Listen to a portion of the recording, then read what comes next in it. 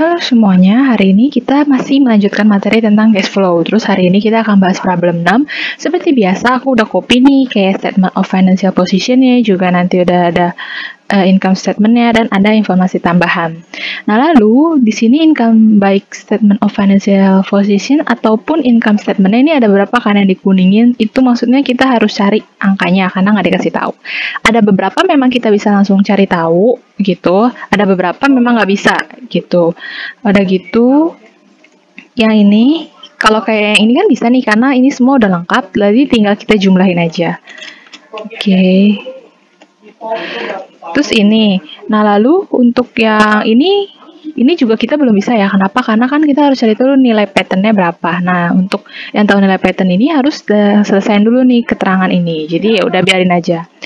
Nah, lalu yang equity and liabilities juga bisa kan, udah bisa dicari tahu. Jadi ya udah langsung kita gituin. Oke, udah bisa dapat. Nah, kalau yang ini juga belum bisa karena warranty liability-nya belum ada ya.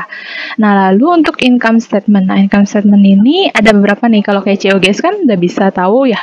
Maksudnya dapat dari mana ya, tinggal diselisin aja dari sales dikurang sama gross profit-nya. Nah, lalu kalau yang ini operating expense-nya tinggal dari gross profit dikurang sama income from operation. Oke, nah lalu ini ada other income and expense, terus ada loss on sale of equity investment, kayak gitu-gitu. Ini biaya-biayanya. Ini maaf ya, kayaknya aku kopinya tadi nggak rapih. Intinya ini masih masuk ke bagian ini. Oke, bentar aku rapin dulu.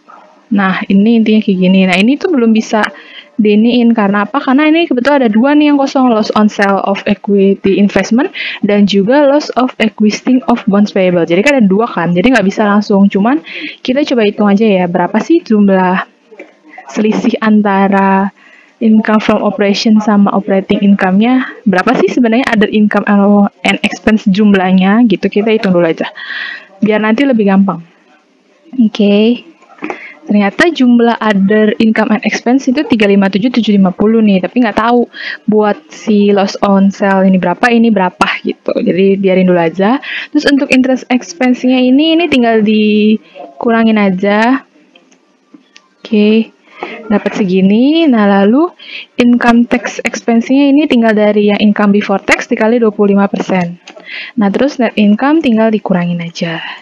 Oke, udah selesai nih. Sekarang ini emang ada beberapa, biarin aja. Sekarang kita mulai masuk ke informasi tambahan. Oke. Kita baca informasi tambahan yang pertama itu perusahaan membagikan seluruh dividen saham yang telah diumumkan di tahun 2021 serta mengumumkan dan membagikan dividen kas bagi pemegang saham istimewa setelah melakukan transaksi pembelian tanah dengan saham istimewa. Oke, jadi kita lihat dulu OSDD karena kan kita mau membagikan dividen saham yang udah ada diumumkan di 2021. Berarti kan OSDD, terus juga pada share capital ordinary. Nah, terus angkanya dari mana? Angkanya kalian bisa ambil dari SOVP nih, harusnya udah ada angka sih. Coba lihat ini yang 210 juta. Terus ininya segini. Ya, ini untuk yang pertama. Lalu dia bilang dia juga ada bagi dividen kas nih. Berarti ada dividen payable. Terus ini pada cash. Cuman ini kan dia bilang setelah melakukan transaksi pembelian tanah dengan saham istimewa. Jadi kita harus cari dulu nih di informasi tambahan ini ada nggak sih yang berhubungan sama tanah gitu. Berarti nanti pasti ada, kita tulis dulu aja ya, land. Terus ada share preference, share capital preference. Capital preference. Oke, kayak gini. Tapi nanti aja karena mungkin ada informasi tambahan di bawahnya. Jadi kita skip dulu aja ya nomor ini. Oke, lalu lanjut. Oh iya, kalau yang dividend payable ini nanti bakal masuk ke financing. Sedangkan kalau yang ini nanti masuknya non cash. Oke. Lalu untuk yang ini nggak masuk kemana-mana karena kan dia cuma pindah akun doang. Oke. Lalu kita skip dulu ya. Kita lanjut ke informasi tambahan kedua. Pada akhir tahun 2021, perusahaan memiliki 3 buah kendaraan angkut yang dibeli pada 1 Juli 2021 dan disusutkan dengan metode double declining balance. Umur ekonomis 5 tahun dengan salvage value 50 juta. Untuk setiap kendaraan, perusahaan menjual salah satu kendaraan yang dimilikinya di mana pembelinya membayar 346.250 untuk kendaraan tersebut. Oke. Depreciation expense. Terus aku depreciation vehicle. Oke. Ini kenapa? Karena kan kita ceritanya mau menjual ya, jadi harus selalu ada bikin adjustment ini. Lalu ini untuk bagian ininya, cash. Terus kan karena kita jual ini, berarti akumulasinya dihilangin. Terus ini antara loss atau gain, nanti lihat dari soal tambahan. Terus jangan lupa di kreditnya pasti vehicle. Nah, sekarang kita cari dulu nih, berapa sih total vehicle-nya? Dia kan bilang di sini kalau memiliki 3 buah kendaraan angkut yang dibeli pada 1 Juli 2021. Nah, berarti kita bisa ambil dulu nih dari saldo ini nih. Dari saldo di sini kan yang vehicle cuma satu ya, kebetulan yang trucks doang. Berarti ini kita ambil yang 1,2 M terus bagi 3. Kenapa? Karena kan dia bilang kita punya 3 nih. Kita punya 3 buah kendaraan kan, berarti dibagi 3. Berarti satunya vehicle-nya itu 400 juta. Oke. Nah, lalu selanjutnya yang kita bisa cari tahu lagi ini adalah si ini nih. Cash yang kita terima atas penjualan itu kan 346.250. 346.250. Oke. Tunggu bentar ya. Aku mau gini biar gampang. 346.250. Oke, terus kalau akumulasi depreciation-nya bisa sih dicari tahu. Terus kita mau cari tahu nih ini gain atau loss. Karena di sini nggak dibilang nih, maksudnya dia tuh ada untung berapa, terus juga nggak ada dibilang harga jual. Harga pasar maksudnya, harga pasarnya si vehicle kita berapa, kita coba intip di income statement. Income statement kan pasti kalau ada gain atau loss kan masuk ke income statement kan. Kita lihat di sini, oh ternyata ada nih gain on sale vehicle 90.250. Oke, ya udah berarti kita coba masukin dulu gain gitu. Oke. Gain on sale of equipment vehicle. Maaf, vehicle. Nah, vehicle ini berarti kan tadi berapa angkanya, ambil dilingin aja biar kalian nanti kalau lihat dari Excel juga nggak bingung. 90.250. Oke, udah. Nah, dari sini aja kita udah bisa dapat sebenarnya akumulasi depreciation-nya berapa sih gitu. Ini kan dia bilang kegedean sebelah kredit ya. Berarti ini ditambahin terus dikurang. Selisihnya berapa? Terus selisihnya itu 144 juta. Oke, ini buat total akumulasi depreciation-nya. Terus ini adalah kita mau cari tahu, bener selain mau cari tahu buat tahun ini juga, kita juga bisa anggapannya kayak ngecek loh bener gak sih? Gitu. Dia kan bilang tahun 2021 nih. Terus dia bilang kita pakai metode double declining balance gitu kan. Berarti double declining balance kan yang 100%. Terus dibagi umurnya kalau nggak salah 5 tahun. Di sini umurnya 5 tahun. Terus nanti dikali 2. Oke, dapat 4. Ini maksudnya 40%. Berarti nanti 400 juta ini dikali 40%. Terus bagi 12. Terus dikalikan per tahun kan. Tapi kan ini yang terpakainya berapa kan? Dia bilang dari 1 Juli. Berarti kan dari Juli ke Desember itu cuma 6 bulan kan. Berarti ini dikali 6. Oke, berarti 80 juta. Nah, ini tuh buat tiap tahun nih. Buat tiap kendaraan maksudnya. Tiap kendaraan. Nah, terus kalau kalian mau ngecek juga sebenarnya bisa dari akumulasi depreciation ini. Akumulasi depreciation-nya kan 240 juta kan. Nah, 240 juta kan tadi dibilang kalau kita punya 3 kendaraan. Berarti 240 juta dibagi 3 kan juga 80. Berarti ini perhitungan kita udah benar. Oke. Sedangkan total itu kita ada 144 gitu. Berarti 2022-nya itu berapa? 2022-nya ya tinggal diselisihin aja gitu. Oke, ternyata totalnya 64 juta. Oke, buat tahun ini aja ya, biaya depresiasinya 64 juta. Oke, lanjut dulu ke nomor 3. Maksudnya informasi tambahan ketiga. Nah, informasi tambahan ketiga ini tentang patent. Patent berasal dari penciptaan teknologi gadget baru yang dimiliki Kitako. Sejak awal tahun 2021, patent memiliki umur ekonomis 4 tahun dan selama tahun 2022 perusahaan tidak menambah nilai dari patent dalam bentuk apapun. Oke, berarti ini ceritanya kita mau catat amortization. Amortization expense pada patent.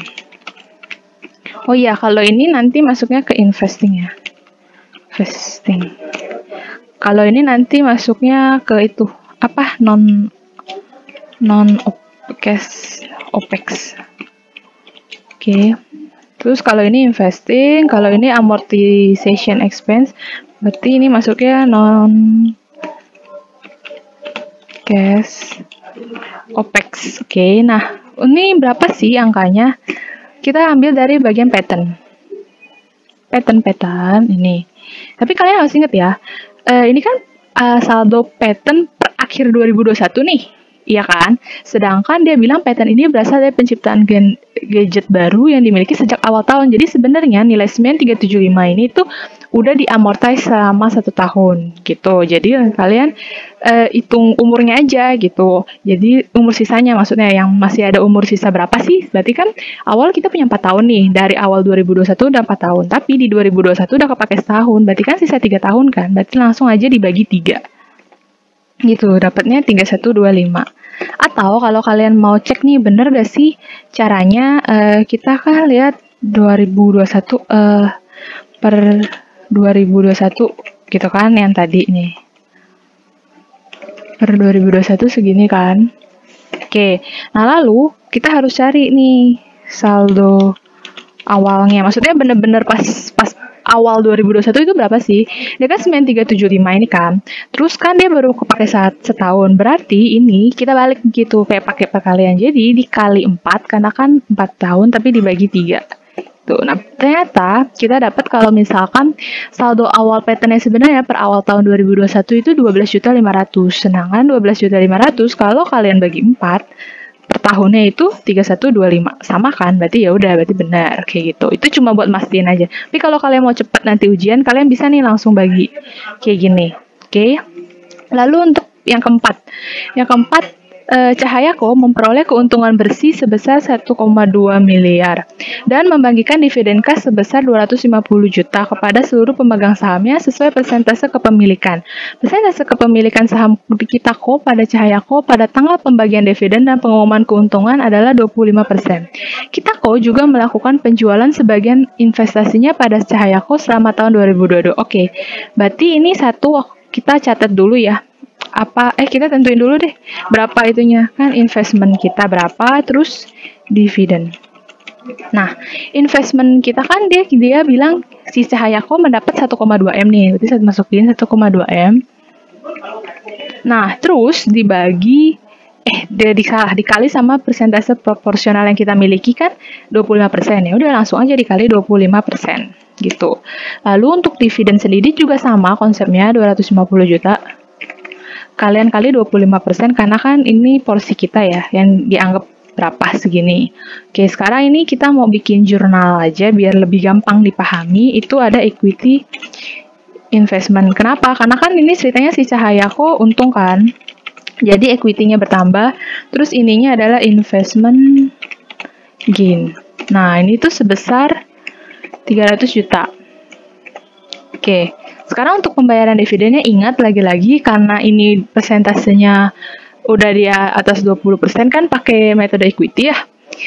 Terus sudah gitu nanti ininya semua yang berhubungan sama ini kita langsung masuknya ke equity investment. Berarti karena dividen itu mengurangi, berarti nanti di sininya itu adalah equity investmentnya pasti di sini. Equity investment. Nah, terus kalau yang ini adalah dividen expense. Oh sorry, ini bukan karena kan kita tetap dapat duit kan, jadi ini cash gitu. Oke, sebentar.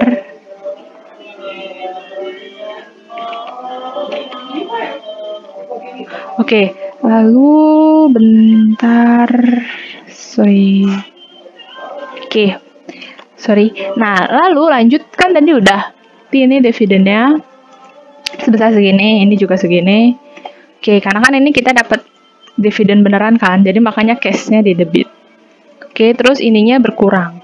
Ini kan udah, tapi ternyata dia bilang kita udah jual nih equity investmentnya. Berapa sih yang kita jual? Kita cari dulu nih. Ini kan begin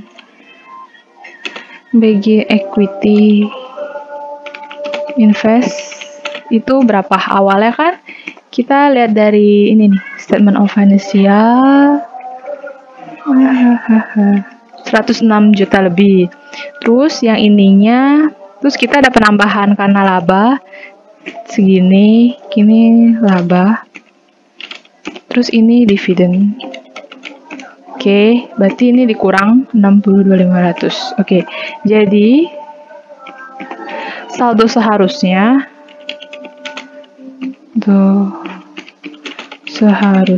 itu sebesar segini. Tapi kalau saldo akhir di SOVP itu tuh nggak segini. Ternyata cuman bentar ya. SOVP nih 163.750. Berarti dia ada penjualan sebesar 180 juta. Oke, berarti kayak gini kita bisa catat cash. Terus selalu ingat lengkapin satu, entah itu gain atau loss. Lalu yang di sininya adalah equity investment Cahayako. Oke. Nah, berarti ininya pasti 180 juta nih. Cuman mau dia ada gain atau loss, kita coba intip di itu ya, di income statement ada nggak sih? Income statement. Oke, ternyata ada nih loss on sale of equity investment sebesar segini. Cuman kita kan nggak ada angkanya kan, jadi ya udah kita tinggalin dulu aja, skip dulu karena emang kita nggak bisa tahu kan berapa. Mungkin nanti kalau udah ada angkanya baru kita back to ini, oke? Nah, lalu untuk ini, oh ya, ini berarti nanti masuknya operating.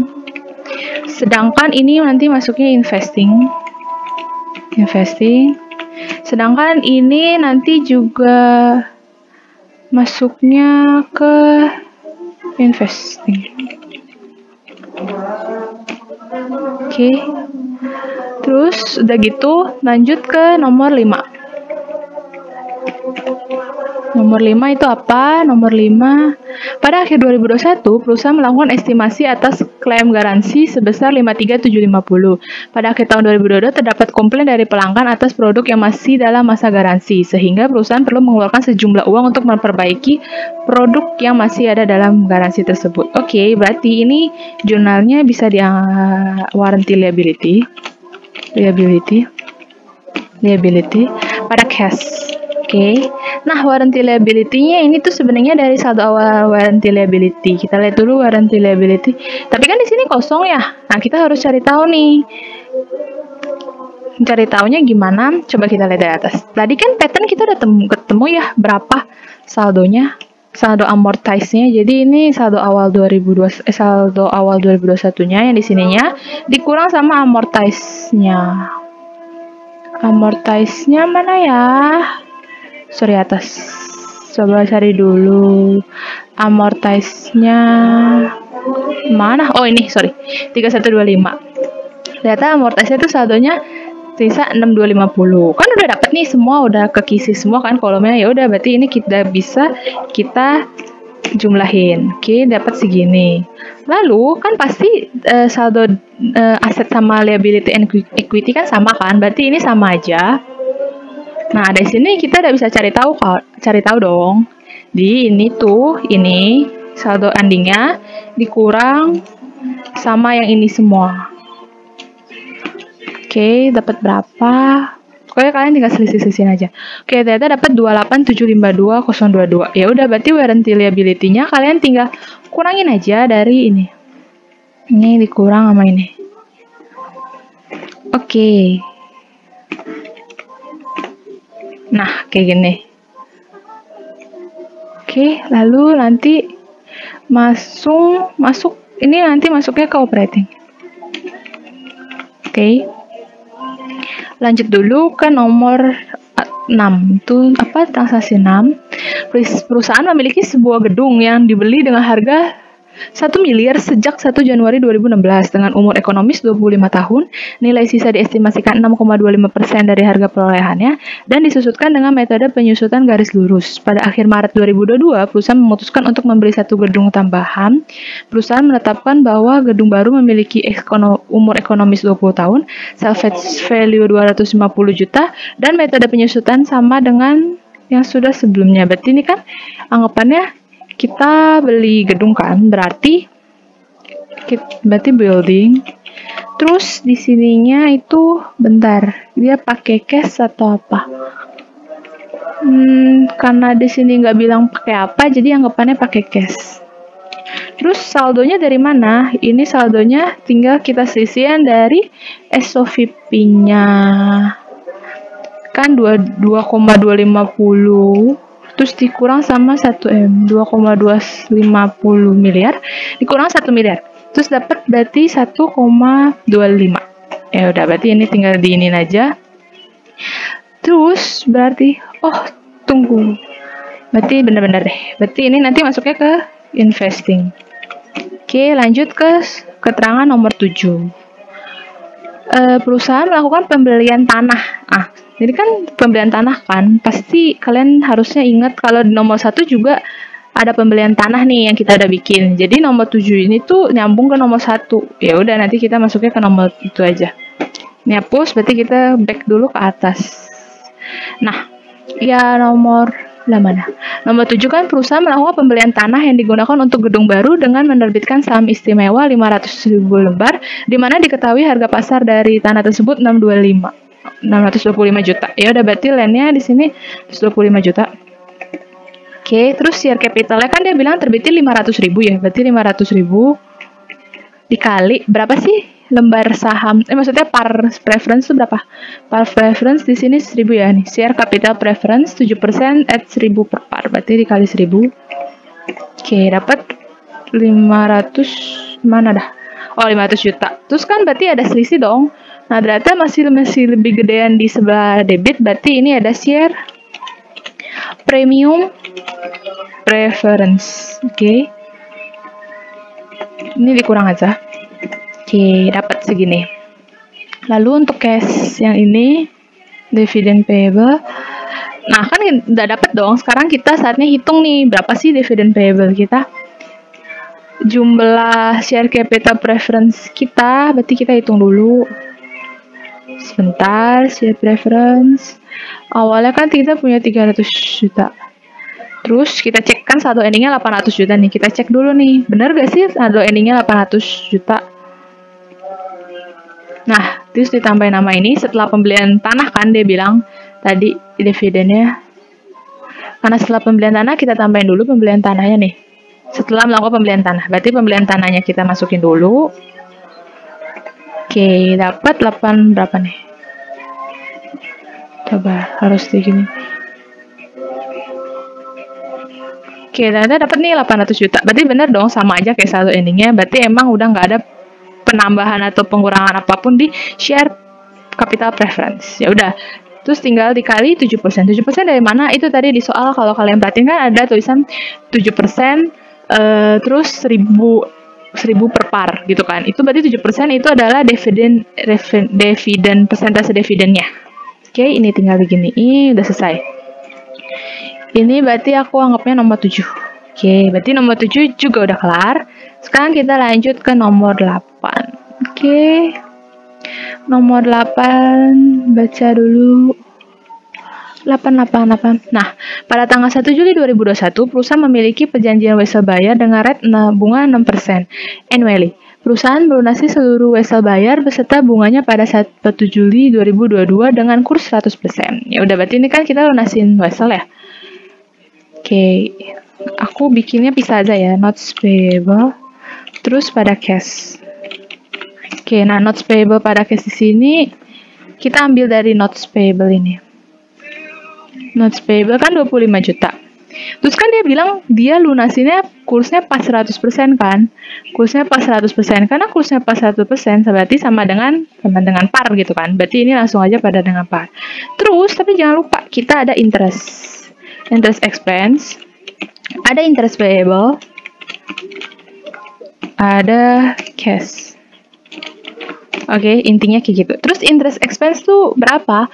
Kita lihat dulu. Dia bilang notes-nya kan berarti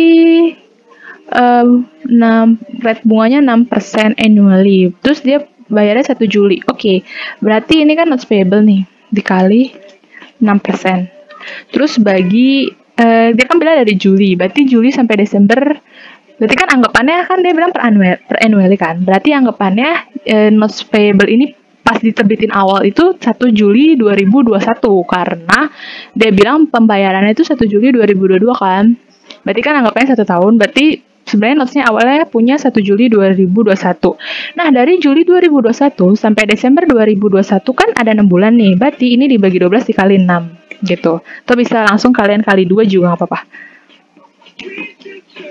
Dikali 6%. Maksudnya dibagi 2, maaf. Dibagi 2. Oke, terus nanti case-nya adalah segini. Kenapa ini dipisah? Sebenarnya kalau kalian mau gabung juga nggak apa-apa ya jurnalnya. Cuman ini biar lebih mudah aja. Karena yang notes payable ini nanti akan masuk ke financing.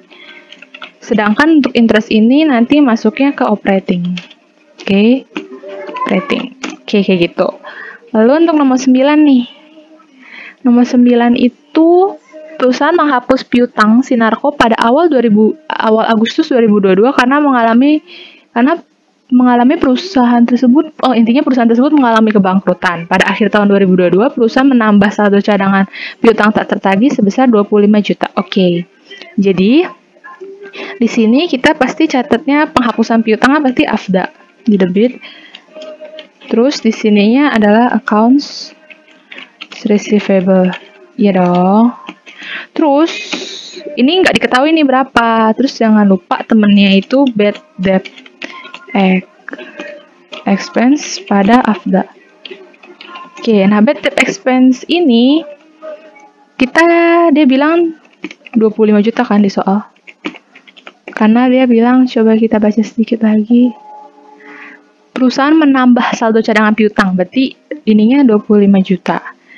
Jadi sekarang yang kita harus cari tahu yang benar-benar dihapus ini yang berapa. Kita pakai ini ya, buku besar. Oke. Awalnya saldo AFDA di SOVP itu berapa? Kita lihat dulu. Bentar. SOVP, AFDA. Oke, kita punya 18.750. Terus kita ada nambah sebesar 25 juta. Ini aku jadiin K- dulu ya. Ini awal. Terus ini AJP. Terus saldo akhirnya kita lihat dulu, kita ambil juga dari SOVP. Oke, bentar. 28.750. Ini juga diituin. Nah, berarti sekarang kita harus cari tahu nih berapa sih nggak di sini dong, harusnya di sini nanti. Debit kan AFDA-nya debit kan. Oke. Jadi kita coba dulu cari tahu 18.750 ditambah 25 juta dikurang tiba-tiba saldo endingnya 28.750. Berapa adjustment? 15 juta. Berarti AFDA-nya di sini adalah 15 juta. Piutangnya dihapus si PT yang mengalami kebangkrutan itu adalah 15 juta. Oke, untuk bad debt expense ini masuknya non-cash OPEX. Oke. Oh iya, si warranty liability ini juga nanti masuknya ke non-cash OPEX sih. Karena nanti kan dia mau digabung ke OPEX. Oke. Kalau yang ini nanti masuknya ke perhitungan receipt. Cash receipt yang bagian customer ya. Oke, nomor 9 udah, sekarang nomor 10, keterangan tambahan terakhir. Pada 1 April 2021, perusahaan menerbitkan obligasi at par senilai 150 juta yang memiliki kupon rate 8%. Terus pada tanggal 1 April 2022, perusahaan melakukan penebusan seluruh obligasi dengan kurs 110% beserta pembayaran bunganya. Oke. karena ini kita lagi ngomongin obligasi, terus kebetulan obligasinya at par, berarti nggak ada premium maupun discount, jadi lebih gampang sih ini harusnya. Ingat, kita harus, kalau obligasi kita harus lunasin dulu si interestnya, oke? Interest expense, interest payable, terus di sininya ada cash, terus baru di sini ada bonds payable, terus ada loss. Oh, kata-katanya aku ngambil dari ini aja. Increasement of bonds, terus baru cash. Kenapa ada loss? Karena kan yang pasti dia bilang pelunasan kursnya itu adalah 110%. Berarti ini pasti udah loss sih, karena kan par kita 100%, terus kurs yang kita tebus 110%, ya kan? Lalu untuk cari interest expense-nya itu 150 juta kan parnya. Terus dia bilang coupon rate 8% pada tanggal 1 April 2022. Oke. Sebenarnya konsepnya sama aja. Untuk interest expense-nya itu kalian bisa kali dari 150 juta. Terus dikali 8%. Tapi ingat, karena expense kan berarti untuk tahun ini aja kan. Berarti dibagi 12 dikali, kan dia bilang 1 April nih dia bayar ini semua. Berarti Aprilnya nggak dihitung, berarti dikali 3. Oke. Nah, untuk interest payable-nya tuh sama aja, 150 juta. Bentar nih. 150 tuh 23. Oke, kurang 1. Terus dikali sama 8%, dibagi 12 dikali 9. Karena dari 1 April tahun 2021 sampai Desember tahun 2021. Oke, segini. Terus case-nya segini. Oke, lalu untuk bonds payable-nya, untuk bonds payable-nya ini 150 juta, karena kan sesuai par. Atau aku linkin dari ini aja deh, SOVP-nya. Oke, tadi apa bonds? Oke, ini ya, 150 juta. Terus cash-nya itu 150 juta ini dikali 110%. Oke, terus ini selisihnya. Dah 15 juta. Nah, ini oh ya, yang ini nanti masuk ke operating. Terus kalau yang ini masuk ke financing. Oke, sekarang balik ke bonds ini. Ini kan udah tahu nih loss on extinguishment of bonds payable, extinguishment ya itulah. Kalian ambil dari sini. Terus ini karena biar lebih gampang ya, karena ini kan loss kan berarti kan mengurangi dong nanti. Jadi ini langsung aja kita kali -1 biar gampang. Nah, sekarang saatnya kita hitung nih berapa sih jumlah loss on sale of equity investment biar bisa isi di atas. Oke. Dari 357 ini kan total selisihnya nih. Terus kalian kurang sama total ini semua. Benar. Oke, ternyata dapat kalau misalnya loss, ini kenapa langsung minus? Karena kan ini loss juga ya. Karena loss pasti saldonya minus.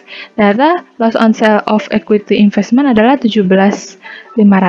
Berarti yang tadi tuh yang equity investment yang jurnal tadi kita kosongin di atas udah bisa diisi nih. Yang mana dah? Oh, yang ini. 17.500. 17.500.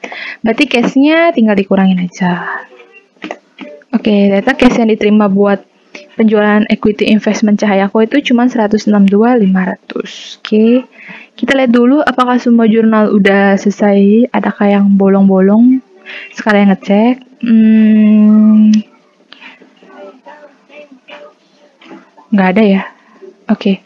Harusnya udah nggak ada. Oke, ya udah. Kita langsung lanjut aja. Lanjut aja ke yang ini. Karena kan udah selesai.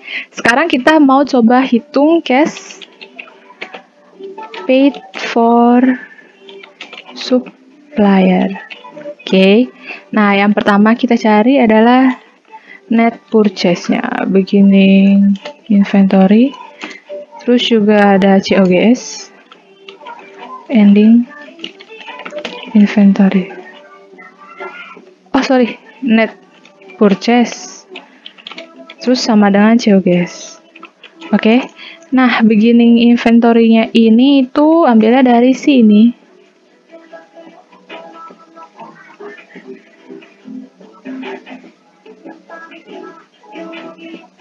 Beginning inventory mana dah? Ini Terus udah gitu ending inventory-nya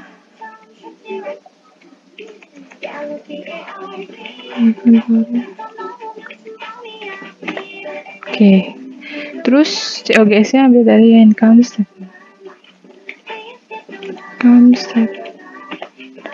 Oke, terus ininya bisa kita dapat dari ini ditambahin ending dikurang awal. Oke, kalau nggak coba kita cek ya, ditambah dikurang ending. Oke, benar kan? Ya udah, berarti benar. Terus oh iya, ini kayak tadi aku salah sum deh. Sabar. Bentar ya. Ini kayaknya kesam sama yang atas deh. Oh iya, 2022-nya kesam. Sorry. Bentar. Iya, berarti nah, ini baru benar. Pantes nggak bulat, sorry. Udah, terus lanjut. Ini kan udah dapet nih. Sekarang kita net purchase-nya kan udah dapet ya, 623.750. Sekarang baru kita cari cash paid for supplier-nya dengan cara samping aja deh. Muat gak? Oh, pindahin aja. Ntar ya. Yang dengan cara yang awal utang awal terus ditambah sama itu gitu. Oke. Bentar. Terus biar rapi begini. AP terus dikurang ditambah net purchase dikurang ending AP. Begini AP-nya berapa? Kita lihat AP 1250 ini sama kayak ini, ending AP tuh 55 juta. Berarti nanti tambah dikurang. Oke, berarti nanti cash paid for supplier-nya itu adalah ini. Aku kasih warna biru aja biar agak beda. Oke. Emang agak panjang sih, tapi nggak apa-apa. Oke, lalu lanjut ini buat yang cash paid supplier kan. Kotekin dulu deh biar nggak bingung. Terus udah gitu cash receive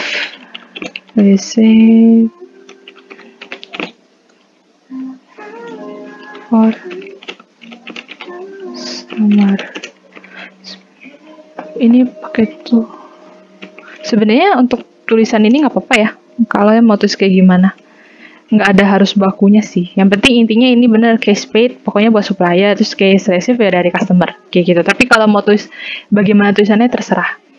Oke, lalu ini pertama adalah beginning AR, terus ada sales, terus di sininya ending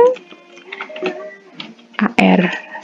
Nah, beginning AR itu dapat dari SOVP juga. Ambil dari yang ini 1-2, terus salesnya ambil yang ini. Terus untuk endingnya ambil dari SOVP juga.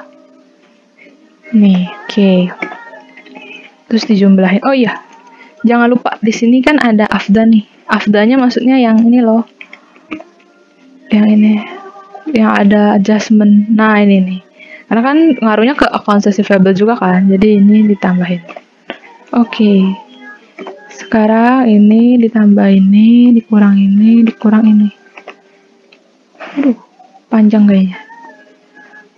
Oke, ternyata dapat 16.250. Oke. Ini udah selesai. Oke, sekarang kita masuk ke itu OPEX. Operating expense itu di income statement kan 7 segini. Terus kita cari non cash OPEX. Oke. Nah, untuk non cash OPEX ini pasti yang pertama aku catat aja. Depreciation. Terus depreciation-nya ini kita lihat dulu nih. Ada apa? Ada building sama vehicle. Ya, berarti ini building. Terus juga ada depreciation vehicle. Oke, terus pasti ada amortization. Tadi ada pattern. Amortization. Ada nggak yang lain? Lihat dulu. patent, oh ada trademarks nih. Ini trademark. Terus juga selain itu pasti ada bad debt expense. Oke, ini dulu aja sementara. Nah, yang ini bentar. Ini pindahin ke sini biar ini angkanya di situ.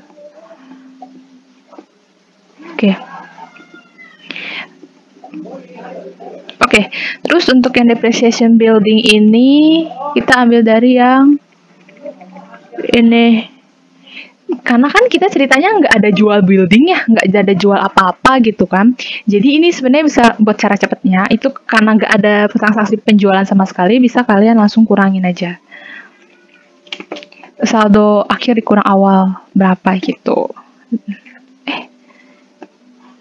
Tambah apa kurang lah? Salah kurang. Intinya gitu. Oke, pokoknya disisihin aja berapa, karena ini ingat ya, kalian bisa lakuin ini karena kebetulan nggak ada transaksi apa-apa nih. Maksudnya di tanggal itu nggak ada transaksi apa-apa. -1. Oh, maksudnya di keterangan tambahan kan nggak ada transaksi apa-apa, cuman tadi pembelian. Kalau pembelian kan berarti nggak ngaruh dong ke akumulasinya, paling ngaruhnya bertambah kan. Kalau misalkan dia ada penjualan baru kalian harus perhatikan. Oke, karena ini CT building nggak ada apa-apa, cuma beli doang, nggak ada jual, nggak ada tuker, jadi ya udah bisa langsung. Cara cepatnya aku kasih tahu, kalian bisa langsung lihat dari akumulasi. Oke. Lalu untuk yang vehicle ini agak ribet karena kan ada penjualan ya. Jadi aku coba bikin di sini. Dia kan saldo awalnya awal banget gitu loh. Saldo awal bentar, saldo vehicle itu ini 240.000. Ini kan. Bentar. Nah, terus dia kan ada ini nih. Ada dijual kan sebesar 100 berapa nih? Ini nih. Ada pengurangan 144. Kalian jumlahin dulu. Oke, berarti sisa 96 juta. Terus langsung kalian selisihin aja sama saldo endingnya. Oke, karena kan nggak ada kegiatan apa-apa lagi kan, langsung endingnya. Terus kalian selisihin aja. Dapat, bentar. 320 juta. Ya udah, berarti 320 juta ini dianggap adalah depreciation vehicle kita untuk tahun 2022 gitu ya. Untuk amortize patent itu kita bisa ambil dari, sebenarnya bisa dua sih, kalian bisa selisih yang di situ atau ambil yang di sini. Tapi karena kita udah terlanjur bikin ya ambil aja ya. Terus kalau untuk yang trademarks ini kan kita nggak ada bikin jurnalnya tuh di keterangan ini. Ya udah kita ambilnya, hitungnya dari pengurangan ini aja. Oke, awal dikurang ending. Oke, data 12 juta. Terus untuk bad debt expense itu kalian ambilnya dari ini. Yang ini, oke. Nah, lalu setelah ini selesai, maksudnya ini udah selesai, sekarang kita lihat nih, ada nggak sih penambahan atau pengurangan untuk bagian current asset dan juga current liability? Karena kan itu ngaruh ya ke operating expense kalau kalian ingat. Coba kita lihat equity investment enggak, nanti masuk ke investing. Ini udah. Inventory nanti masuknya ke supplier. Nah, ini supplies. Ini kan ternyata kalau kita lihat ada pengurangan ya, karena akhirnya lebih kecil nih dari awal. Terus 1950, terus account receivable enggak, AFDA enggak, prepaid advertising juga nih ternyata. Oke, ini berarti sekarang kita bisa, ini biarin dulu, coba kita lihat tuh sampai bawah. Bonds payable enggak, income tax payable enggak, karena nanti ada bisa sendiri. Warranty liability nih, atau yang tadi kita bikin. Oke, notes payable udah habis, udah ada. Ini enggak. Oke, berarti itu aja. Sekarang kita bisa langsung masukin ke sini. Decrease. Tadi apa? Supplies. Terus juga ada decrease. Prepaid expense lah. Aku nggak tahu. Aku nggak ingat tadi namanya apa. Terus yang terakhir decrease. Warranty liability. Oke. Nah, kalau untuk decrease si supplies segini. Terus kalau yang prepaid expense segini. Tapi Tapi untuk yang si ini itu harus minus karena kan dia berbanding kebalik ya. Kalau misalkan si di current aset ini misalkan dia naik, bisa mengalami penurunan, berarti kan itu naik. Kalau misalnya yang liability itu balik, kalau misalnya terjadi penambahan, dia itu turun gitu. Oke, kalau kalian masih bingung, coba lihat catatan aja. Intinya ini nanti jadinya minus gitu. Oke, terus ini dijumlahin dulu. Lah, gimana dah?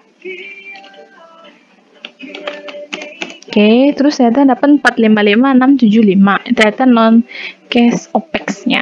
Berarti sekarang kita udah bisa cari cash OPEX itu senilai, kurangin aja,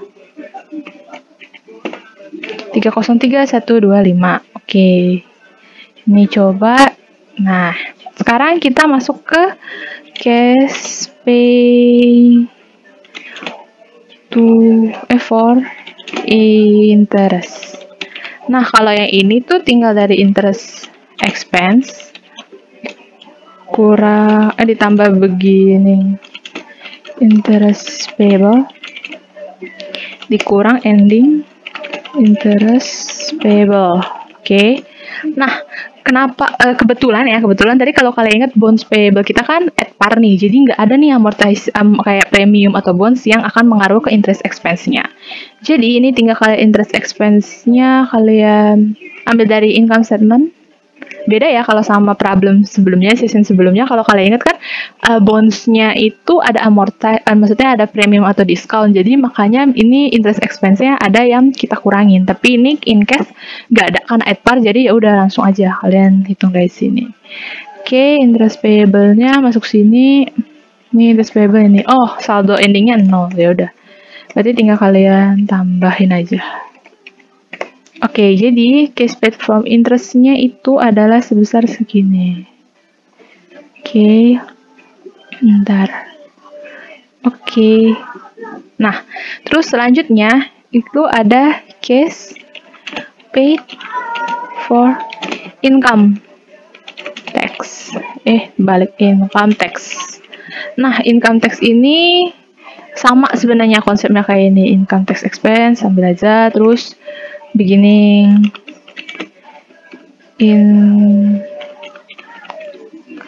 biar cepat aja, income tax payable, ending tax payable. Oke. Nah, income tax payable nya ambil dari ini. Terus untuk beginning tax payable-nya ambil dari atas SOVP yang ini, income tax payable nih. Terus ini juga sama, ambilnya yang di atas tapi bagian ending. Terus kita hitung deh. Oke, ada 300 juta. Oke. Bentar ya. Oke, udah. Oke, udah selesai sih harusnya. Maksudnya udah cukup. Sekarang harusnya kita udah bisa bikin si cash flow-nya. Ini aku ganti dulu jadi perhitungan. Oke. Lalu sekarang kita masuk ke ini. Namanya apa? PT apa tuh? PT kita berarti statement of cash flow. Terus jangan lupa for the ended year. Oh iya, for the ended year. Bentar. Oke, yang ininya berarti ini for ended 2022 aja. RP. Oke. Terus mandah. Habis ini kita masuk ke yang pertama, yaitu cash for operating activities. Oke. Terus di sini ada cash receive. Ingat ya, harus receive dulu. Nah, di sini cash receive-nya ada cash receive for customer. Terus juga ada cash receive for dividend revenue atau dividen aja. Oke, coba kita lihat angkanya. Cash receive from customer, ambilnya yang ini. Oke, oh ya, ini belum aku biru-biruin. Kita biru-biruin biar lebih gampang terlihatnya. Terus yang ini. Oke, nah kalau yang dividend revenue ini, kalian ambilnya dari yang yang tadi kita terima dividend revenue dari si Cahaya. Cahayaku, mana tuh? Oh ini kan kita terima no. Terus udah itu aja, berarti dijumlahin. Oke, lalu sekarang kita masuk ke case payment. Nah, kalau case payment ini ada yang pay to supplier gitu-gitu kan. Coba kita lihat case pay to supplier, terus juga ada case enggak receive enggak. Oh, ini ganti aja. Case paid for operating expense. Terus juga ada case for ketik aja deh. Case paid for interest expense, interest, case paid for income tax. Oke. Ini operating aja. Pokoknya ini kalau untuk bagian ini kalian bebas sih mau tulisnya kayak gimana, itu terserah kalian, yang penting angkanya bener dan ini bener. Misalnya ini supplier ya, ini operating, ini interest, ini income tax. Oke. Cash to supplier ini ambilan dari sini 550 juta. Terus cash paid for operatingnya yang ini ya, yang udah kita hitung, jangan salah ya, yang ini. Terus cash paid from interest itu yang interest ini. Terus cash paid from income tax itu yang ini. Lalu dijumlahin. Oke, dapat segini. Terus nanti kita hitung nih gedean mana dah. Mbak, kita lihat. Ternyata gedean yang cash receive berarti cash provided by operating activities. Oke, sekarang cash for investing activities. Oke. Nah, kalau ini kita bisa lihat dari yang tabel ini. Lihat dari tabel ini. Table apa ada namanya? Ini yang kita bikin dah. Nah, ini financing, non-cash, OPEX, ini investing nih. Apa ini? Sale of vehicle. Ya udah, berarti sale of vehicle. Terus angkanya langsung aja masukin yang ini, yang angka cashnya ya. Ingat ya, masukin yang angka cashnya. Terus udah gitu, selanjutnya lihat lagi ada apa. Investing. Oh ini, jual investment kin. Oh ini nggak masuk deh, salah. Ini berarti yang ini. Case of self acquisition. Berarti sale of equity investment Cahayaku. Cahayaku. Ini. Kenapa yang tadi investing ini nggak dimasukin? Karena kan ini nggak berhubungan dengan cash ya. Jadi ini nggak usah dimasukin gitu. Nggak ada hubungan sama cash flow. Jadi ya udah nggak usah dimasukin. Yang dimasukin itu yang penjualannya karena pakai cash. Oke. Habis itu cari lagi ini nih, beli gedung itu nanti masuknya ke purchase of building ini angkanya nih. Terus jangan lupa dikasih minus, gampang. Terus udah gitu ada apa lagi gak? Investing, not payable financing, ini interest operating, non-cash OPEX, operating. Oke, nggak ada, cuma ini aja. Berarti ini bisa langsung dihitung aja, dijumlahin. Nah, segini.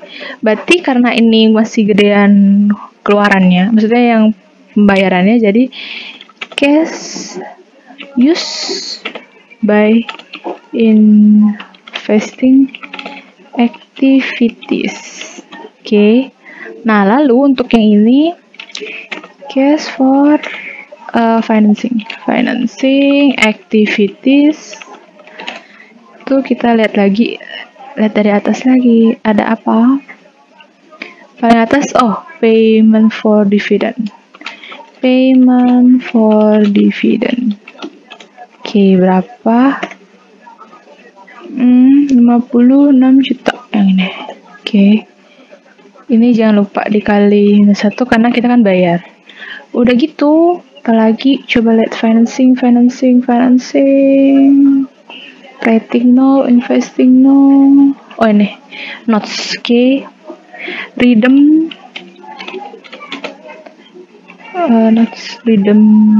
of notes payable. Oke. Ini angkanya jangan lupa dimanesin juga. Mana tadi? Ini 25 juta. Oke, lalu juga selanjutnya the notes operating no. Oh, bonds payable. Baik, kita lihat redeem of bonds payable. Oke, ini masukinnya yang ini ya, 165. Yang pokoknya yang dimasukin di sini semua yang ada cash-cashnya ini. Oke. Ternyata udah nggak ada lagi ya, jadi langsung aja cash use by financing activities. Ini dijumlahin. Oke, segini. Terus sekarang saatnya kita jumlahin nih. Berapa? Oke, 575 125. Berarti ini coba kita lihat beginning cash and cash equivalent berapa? Lihat. Cash nih 3437. Terus ini ditambahin. Ini nanti ending cash and cash equivalent. Kita lihat bener gak nih? Sama dengan yang di SOVP. Oke, karena udah true berarti bener ya. Berarti itu aja. Berarti cash flow kita udah selesai sampai sini. Udah selesai. Berarti ini udah benar. Berarti hari ini pembahasan kita sampai sini aja. Dan kalau misalnya masih ada yang nggak ngerti bisa nanya lewat Meet atau by chat aku ya. Thank you semua.